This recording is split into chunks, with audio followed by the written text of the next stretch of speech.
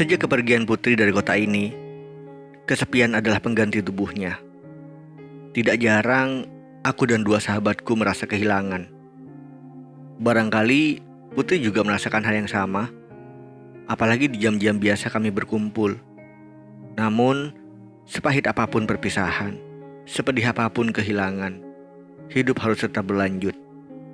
Pelan-pelan, aku, Randy dan Andre harus membiasakan diri tanpa Putri. Bukan untuk melupakannya, melainkan untuk membiarkan Putri hidup dengan mimpi barunya. Juga untuk hidup kami yang harus kami perjuangkan tanpa Putri lagi. Yuk berangkat. Randy menyandang tasnya. Hari ini kami kuliah di jam yang sama meski mata kuliah kami berbeda. Sejak kepergian Putri, Randy sangat terpukul. Dia harus mengerjakan tugas-tugas kuliah sendiri, harus berpikir sendiri. Ternyata, gak selamanya kita bisa bergantung pada orang lain, keluh Randy di depan pintu kos. Namanya juga hidup, Ren. Itulah gunanya. Tuhan ngasih kau tangan, kaki, mata, dan semua anggota tubuhmu agar kau bisa bekerja dan berusaha sendiri atas apa yang kamu inginkan. Cie, ini lama-lama kau jadi Andre Teguh, The Golden Wish. Dibilangin malah ngeledekin, makan tuh tugas. Udah kalian ngapain sih? Kayak kucing dan anjing aja. Yuk berangkat. Aku tidak ingin melihat lebih lama perdebatan itu, sementara matahari pagi makin tinggi. Pukul 4 sore, aku memilih untuk tidak pulang ke kos. Randy sedang pergi jalan dengan salah satu pacarnya. Heran sama lelaki yang satu itu. Dia seolah tidak pernah kapok bermain dengan hati perempuan. Gi, cewek itu gak usah dibaikin. Mereka itu sadis. Maunya enak aja. Dimengerti terus. Lama-lama malah mau jadi ratu. Dan jadiin lelaki babu. Makanya, kalau aku main-main, gak ada salahnya dong. Begitulah ucap Randy kepadaku. Suatu hari ketika aku pernah bertanya kepadanya, kenapa dia belum berhenti berpetualang dari satu perempuan ke perempuan lain. Sementara itu, Andre memilih pulang ke tempat kos. Seperti biasa, dia akan sibuk dengan laptopnya di kos. Karena itu aku pun memilih pergi ke toko buku. Ada buku teori untuk melengkapi materi skripsiku yang harus aku beli. Aku menelpon Aira, meminta perempuan itu menemaniku mencari buku. Dia bersedia dan akan menyusulku ke toko buku. Hampir 1 jam aku berputar-putar di antara rak buku yang tersusun rapi, sembari menanti Aira sampai. Aku membaca beberapa buku yang sudah dibuka plastiknya. Memilih bacaan yang kira-kira bisa menjadi buku yang kubaca seminggu ke depan. Selain buku teori kuliah tentunya. Aku menatap jam di tanganku. Sudah hampir pukul 5 sore. Aira belum juga terlihat. Merasa bosan dalam toko buku di lantai 3, aku beranjak ke lantai 2 sebelum ke lantai dasar. Di lantai 2, aku menemukan buku teori untuk skripsiku yang aku cari. Setelah membeli 2 novel yang akan kubaca seminggu ke depan, aku beranjak keluar. Sampai di depan pintu toko buku, ternyata hujan turun, guys. Sepertinya Aira tidak akan datang karena hujan. Keluhku. Di seberang jalan, sebuah angkot berhenti.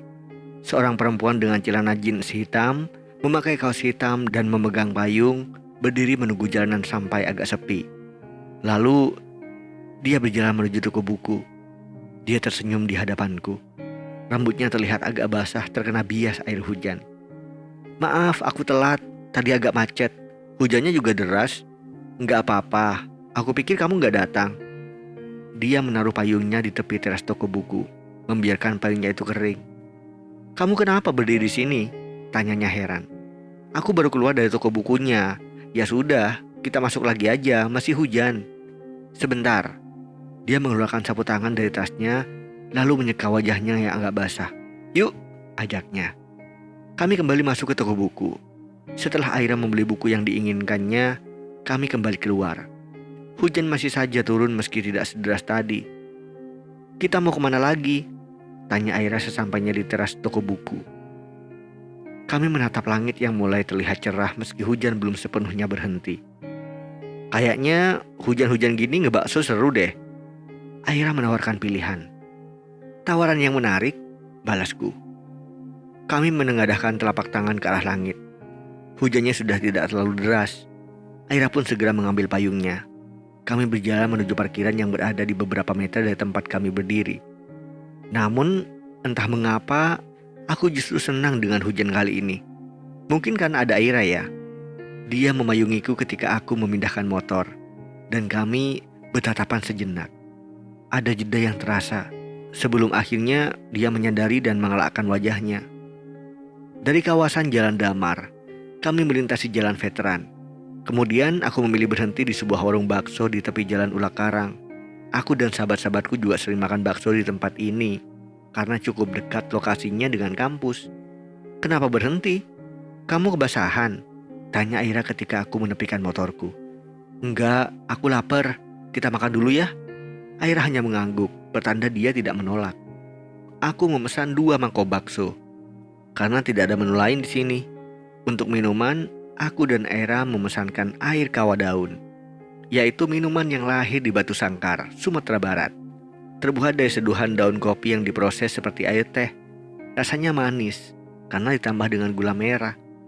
Kini, minuman tersebut sudah lebih bervariasi penyajiannya. Ada yang menikmati dengan campuran susu dan es batu. Juga ada yang disajikan dengan air hangat, seperti teh hangat. Dan yang uniknya, air kawah daun disajikan di dalam wadah tempurung kelapa yang diolah menjadi seperti gelas. Konon, dulu ini adalah minuman para pribumi. Masa ketika penduduk pribumi tidak bisa menikmati hasil lahan mereka sendiri. Mereka akhirnya memanfaatkan daun kopi untuk menjadi bahan minuman. Aku meneguk air kawah daun yang ada di hadapanku. Udara yang basah membuatku kedinginan. Suka ayah kawah daunnya? Tanyaku. Suka, nenekku sering bikin di rumah. Nenekku juga, jawabku tersenyum. Kamu tahu sejarahnya? Tanyaku yang dijawab dengan gelengan Aira. Jadi, cerita nenekku, ayah kawah daun ini terbuat dari daun kopi yang dikeringkan dengan asap, kemudian direbus. Jadilah airnya seperti yang kita minum ini. Langsung direbus tanpa dikeringkan juga bisa. Dulu, di zaman penjajahan, semua biji kopi harus diserahkan ke Belanda. Jadi petani lokal hanya bisa menikmati daun kopi untuk dijadikan minuman. Kamu banyak tahu juga ya tentang ayah kawah daun ini. Di keluarga nenekku, ayah kawah daun jadi minuman wajib. Sekarang ibu juga masih sering menghidangkannya di rumah. Tambahku, senang disimak Aira. Aira tersenyum sambil menyesap ayah kawah daun. Dan tanpa sadar, aku terlalu lama memperhatikannya. Tuh baksomu dimakan Gi, keburu dingin nanti. Ia mencoba mengalihkan. Kamu kenapa Gi? Kok kelihatannya kurang bersemangat gitu? Enggak apa-apa kok, mungkin efek cuaca. Tubuhku sedikit kurang bersahabat dengan cuaca begini. Aku tersenyum. Nanti juga pulih sendiri, lanjutku. Meyakinkan semuanya akan baik-baik saja. Jaga kesehatanmu, ucap Aira dan aku mengangguk. Kami menikmati bakso di mangkuk masing-masing tanpa tidak banyak bicara lagi. Setelah selesai makan, Aira lebih banyak diam. Aku berusaha mengumpulkan kata-kata untuk memancing dia bicara lagi. Kamu beli buku apa? Tanyaku sembari menunggu hujan reda. Di hadapanku, aku menyadari bahunya dibasahi bias air hujan. Kamus bahasa Jepang. Suka belajar bahasa asing ya? Lumayan, jawabnya disudahi senyuman. Lalu, udara pun kembali seolah beku di sekitar kami. Langit mulai gelap. Senja kali itu disudahi dengan hujan yang belum juga reda. Di dadaku, ada rasa yang meletup-letup seperti rintik hujan yang jatuh di jalanan. Air yang jatuh bulat itu mengempas ke aspal dan membentuk seperti kembang api berwarna bening. Aku berusaha menikmati rintik hujan yang jatuh. Sama halnya seperti aku menikmati setiap detik bersama Aira. Dalam hati, diam-diam aku merapal doa, meminta kepada Tuhan agar hujan turun lebih lama.